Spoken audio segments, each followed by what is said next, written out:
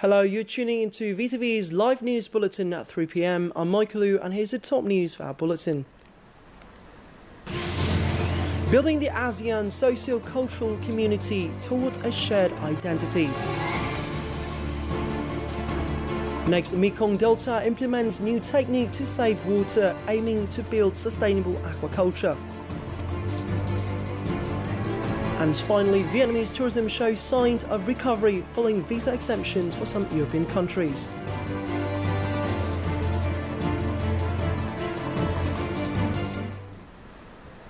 Now, first off, the ideas and proposals for the model of the ASEAN Socio-Cultural Community, or ASCC, were put forward at an international seminar today in Hanoi. As the ASEAN community will be established in just less than 5 months, participants at the seminar believe that raising awareness of ASEAN citizens about the socio-cultural exchange among the community will contribute to the building a shared ASEAN identity. Our reporter Dai Chiang is now live from the scene. Let's find out what she has for us.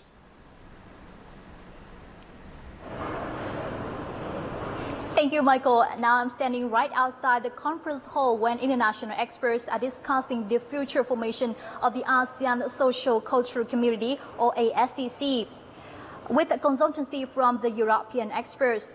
Chaired by the Ministry of Foreign Affairs, the event is attended by representatives from 20 embassies in Hanoi, the EU delegation to Vietnam, the UNESCO, and the ASEAN Secretariat.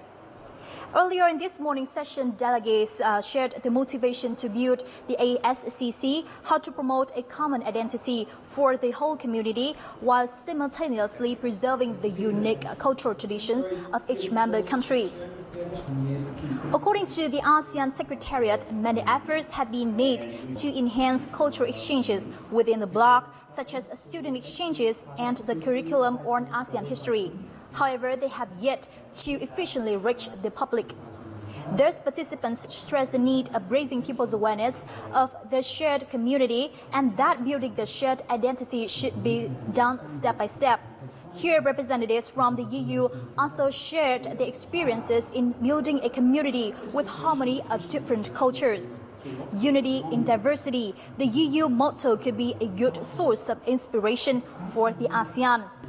And to get a better insight into the EU experiences, building a European cultural identity and the future cooperation of EU-ASEAN in this field, we have invited here today Mr. Juan Sharaf Tiagouf, political advisor of the EU delegation to Vietnam. Thank you, Mr. Juan, for taking the time with us today. And ASEAN was established for nearly 5 decades. And what's your evaluation of the connection among the citizens of ASEAN members, especially in the social, cultural sector? From my point of view, the connections between the societies of the member states of ASEAN were very strong even before the creation of ASEAN. All the Southeast Asia region has had for centuries a multitude of cultural exchanges, economic, trade. So ASEAN already is building this identity on a very strong base. And we believe that the institutionality of ASEAN can take some examples or some good practices from the experience of the European Union to strengthen this common identity. So what would be the challenge for the future ASEAN social cultural community, and what's your experiences in coping with those issues? Well, the European experience in dealing with this common identity is can be very similar to what ASEAN could do. We also were building on a very strong common cultural base in Europe, coming all the way down from the history, from the Romans, so ASEAN can, for example, replicate the practice of the European Union in terms of cultural exchanges, student exchanges. We have the Erasmus Mundus program that has been a real success in Europe, helping over 3 million young Europeans study in other European countries, and this has created and has changed completely the landscape of the European society in the last few years. And what have you done since the early days to connect its citizens, and how can Vietnam and other ASEAN countries learn from that? Well, I think that what we have to take into account is more what we have in common than what we have, that the difference. We have to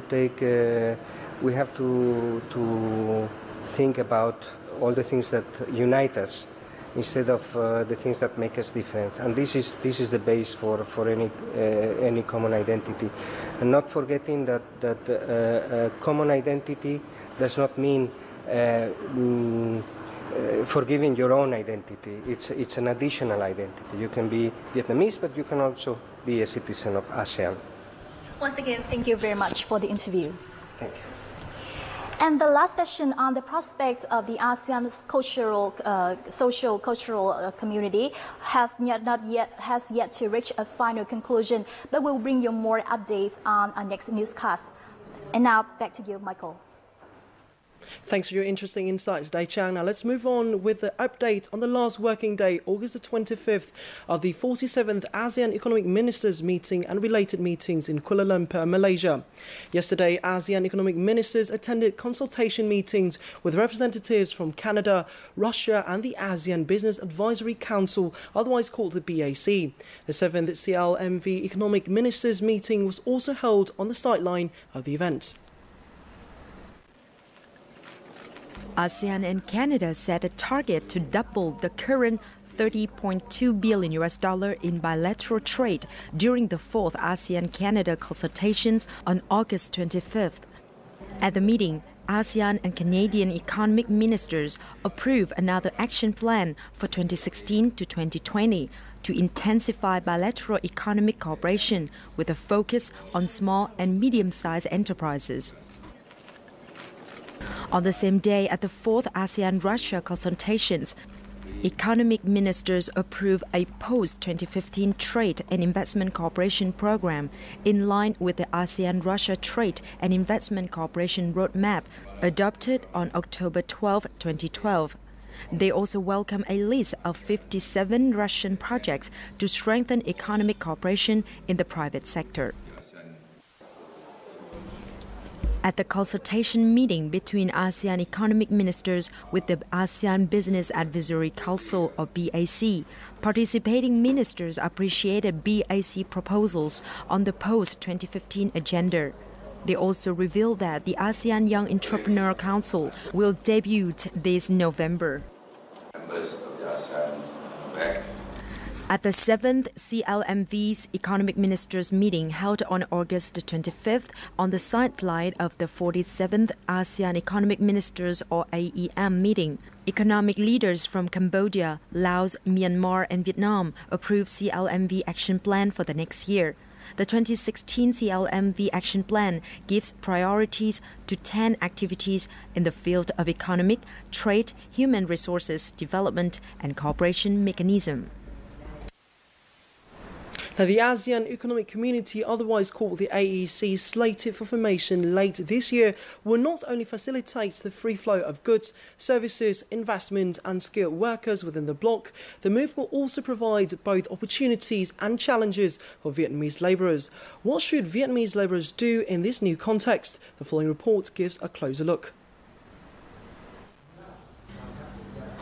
Vietnam now has 300 million labourers, equivalent to 1/6 of the total number of laborers of the whole ASEAN community. Once the ASEAN Economic Community, or AEC, is formed, free labor migration will have the most impact on highly skilled workers fluent in foreign languages, especially English. If Vietnamese workers grab this opportunity, they can pursue a career in any country within the AEC. In light of the upcoming fierce competition among foreign workers, we need first to improve our labor skills. And in order to better integrate into the AEC, we must improve our English skills. With AEC formation set for the end of this year, access to jobs within the region will be given first to 8 categories. doctors, dentists, nurses, engineers, architects, accountants, surveyors, and tourism professionals. High qualified Vietnamese workers will head to neighboring nations if local firms do not pay them appropriately. The movement of professionals from other regional countries will also put pressure on local people. At a scientists' conference held recently in Ho Chi Minh City on the topic of the AEC, local experts proposed that Vietnam needs policy and changes from the government so that local enterprises can take advantage of the integration. In order to recruit local quality personnel and avoid brain drain, thorough preparation must be in place for the upcoming intensive integration. Domestic firms must work hard in order to compete with foreign ones. The majority of local enterprises are of small and medium size, making it more difficult for them to attract and keep skilled staff. Therefore, Vietnamese firms should become more professional and globalized. Meanwhile, Vietnamese workers must also prepare themselves for a larger working environment. Moving on to some other news now, National Assembly Vice Chairwoman Nguyễn Thị Kim Ngân is in Japan to attend the 2015 World Assembly for Women. During her time in the country, Vice Chairwoman Ngân held talks with Japanese Parliament Speaker of the House Tadamori Oshima in Tokyo yesterday. At the talks, Oshima pledged he will do his utmost for stronger ties between the two parliaments. Regarding the EC issue, both sides agreed that the matter should be dealt with through peaceful measures which conform to international law, contributing to development and prosperity in the world. On the same day, Ngân had a meeting with JICA Vice President Hideaki Momichi, during which she proposed that the agency expand its program to all 63 localities across Vietnam.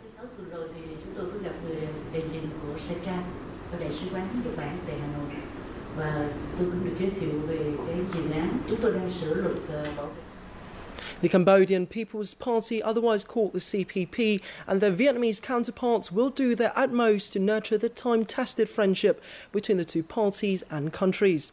This was affirmed by second President of the Cambodian Senate, Thep Ngon, at a meeting with the Deputy Head of the party's Central Committee's Commission for External Relations, Nguyen Huy Thang, in Phnom Penh yesterday. At the meeting, Thep Ngon expressed his hope that both sides will facilitate information sharing and the implementation of signed cooperation agreements. For his part, Nguyen Huy Thang proposed several initiatives to further develop ties between the two parties and nations.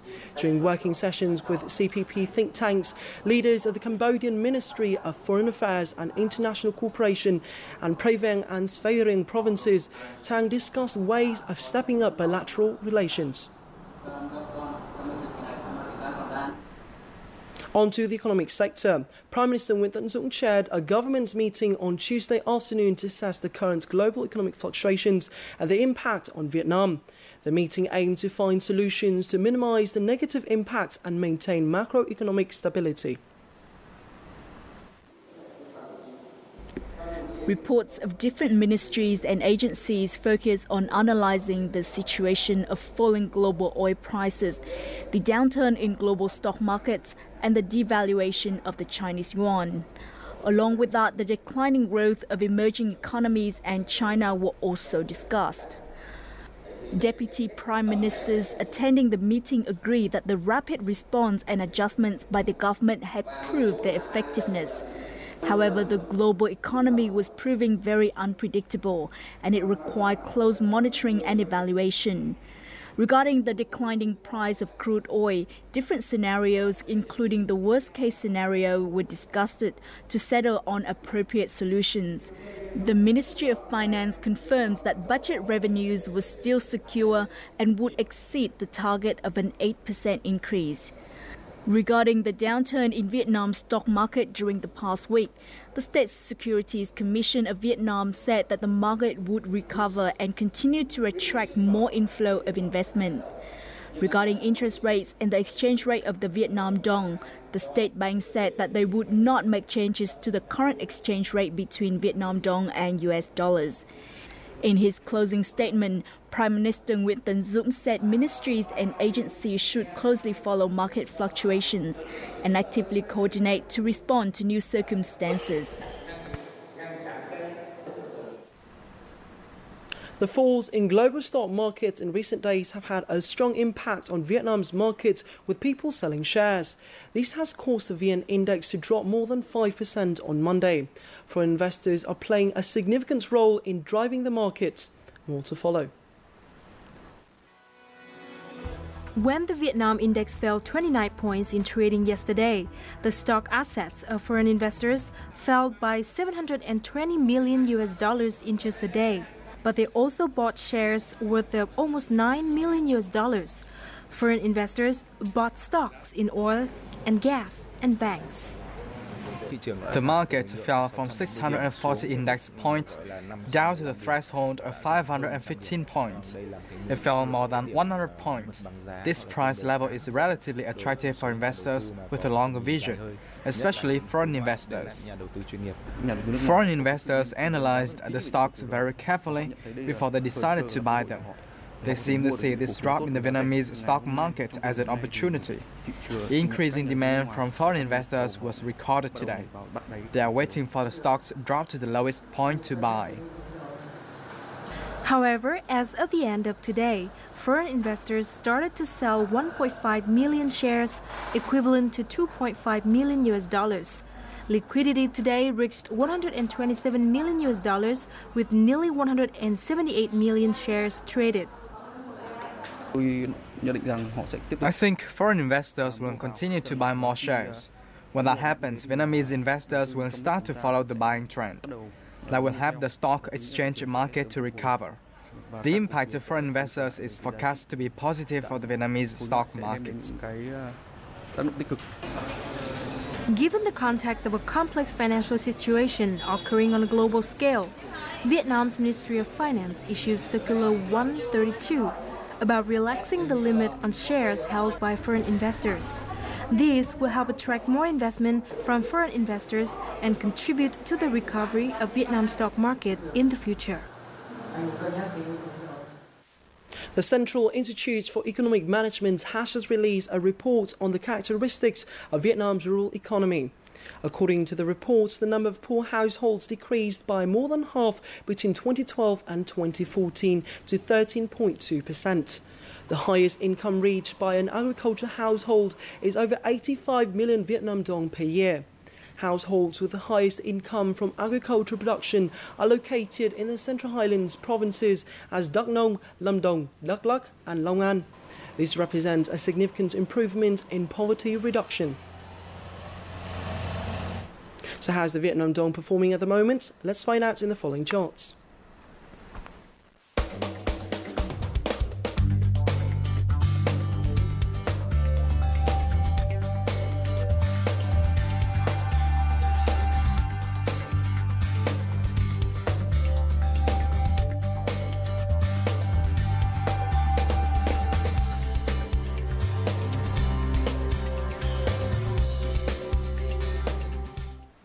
Still to come on VTV News, Mekong Delta implements new technique to save water, aiming to build sustainable aquaculture. Then Dalat City farmers promotes flower brand. We'll visit some of the local orchids to check out what attractions are on offer.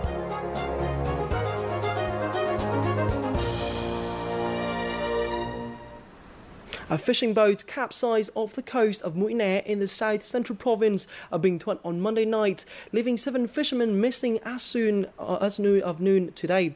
Vessel BV 95568TS, originating from the province of Bà Rịa Vũng Tàu, was located 16 nautical miles northeast of Mũi Né, where it was struck by a storm at sea and capsized. The boat had 8 crew members on board. So far, one has been rescued by a fishing boat from Quảng Ngãi province. Reports say the crew member named Mao is being attended to for minor injuries. The search continues for the other 7. Search and rescue boat SAR 413 has been deployed. Unfavourable weather conditions, however, have so far deterred these efforts. Now let's move on to some other news. Guangnam has disbursed more funds to support businesses' operations of local fishermen under Decree 67. The People's Committee of Guangnam Province is finalising the list of participants under the Shipbuilding Supports Programme. Participants must meet all requirements and possess sufficient qualifications for maritime travel. Out of 66 approved applications, only 7 ship owners have signed loan contracts with banks. Local authorities have introduced other fishing vessel designs to make the programme more attractive to local people. Communication strategies will also be used to popularise the project among the fishing sector. Under the support programme, Guangnam is expected to launch 2 more fishing vessels in the operation in September.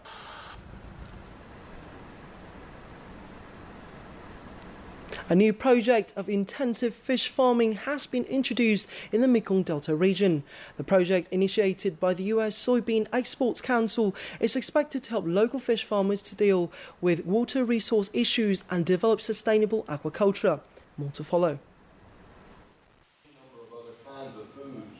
This is the Intensive Pond Aquaculture, or IPA, project by Professor Jesse Chappell at Auburn University in the US. There are 2 main project types, a fixed gutter and a floating gutter. A special tool in the design replicates the water flow found in nature. As such, fish have become healthy and are growing fast. 90% of baby fish raised within the system are raised successfully, double the rate compared to the traditional way. As a new technology, it allows for greater efficiencies, it allows for multiple species, but it also helps us in the way that we produce. It helps us control the impact on the environment much better than we're able to do today. The project's technique enables fish farmers save water because water doesn't require to be changed regularly. Moreover, fish farmers can improve activities such as disease prevention, food source control, trash collecting, and water pollution. The IPA technique enables our aquaculture sector to utilize water resources, not exploit them. This will support Vietnam's trout fish farming industry, which is facing some difficulties. Hopefully, fish farmers will get more involved and contribute to the project's success.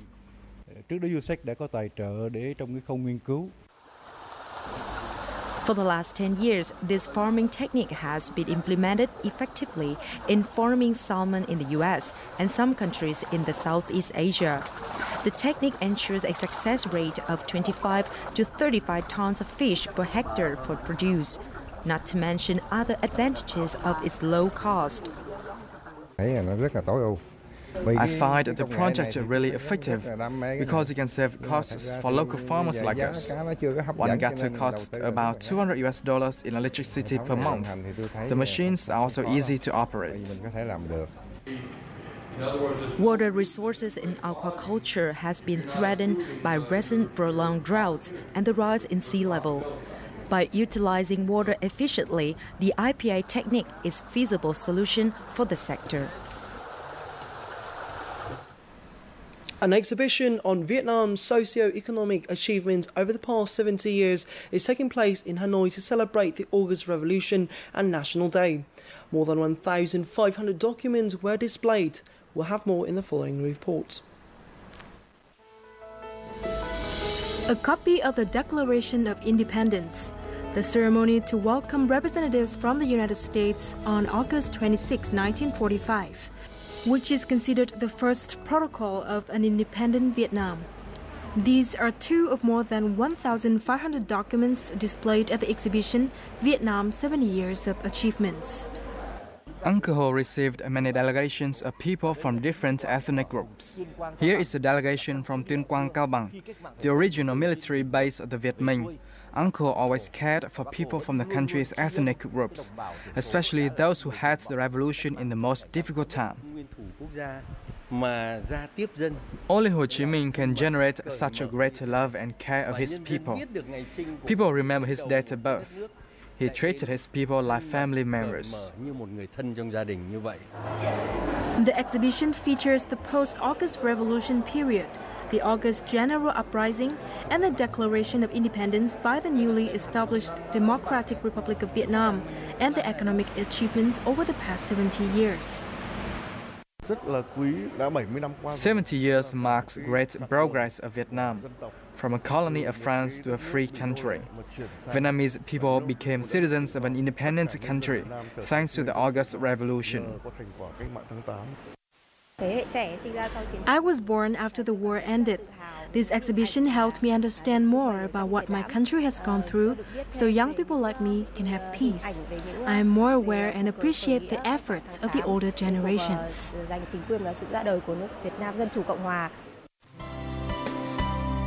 Many documents was lost or damaged due to the passage of time and limited preservation. However, copies of those documents have been preserved by foreign friends, and these have been donated to Vietnam. These are photos taken by the People of Democratic Republic of Vietnam. 70 years ago, when the printing technology was not good, the photos were put in albums and given to foreign friends as gifts. A French historian called Philippe de Villiers had opened the gift and he donated it back to Vietnam. The exhibition will open until September 6 in the National Library of Vietnam. Vietnam's tourism sector is showing signs of recovery as the number of international visitors in August is expected to reach 670,000. These represent an increase of 12% from the previous month and 7.5% compared to the same period last year.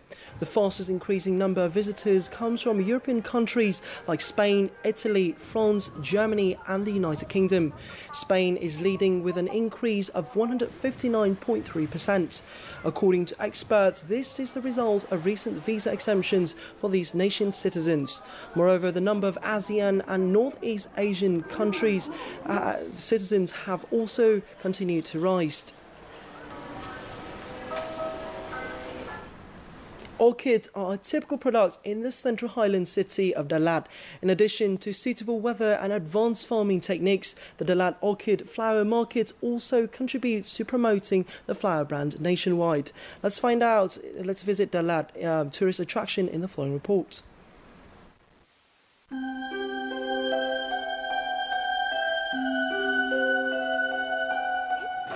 The Dalat Orchid Flower Market is located in the heart of the city. It doesn't look like a place for business, more like an exhibition. Because of this, many tourists flock here to enjoy orchids and learn more about the flower. I can find more types of orchids here in Dalat City than in the northern region. Moreover, thanks to the mild weather, the flower seems to bloom at its best. Most of the 50 traders in the Dalat Orchid Flower Market are also flower farmers. Every day they bring flowers from their own garden. They wish not only to sell, but also introduce the many types of orchids they grow themselves. Some customers come to ask me about how to take care of an orchid and leave without buying anything. Even so, I'm still happy. There are lots of flower farmers like Lat. They go beyond the purpose of just conducting business. They promote the brand of Dalat orchids to tourists. Now, just before we say goodbye, let's take a look at the latest weather forecast.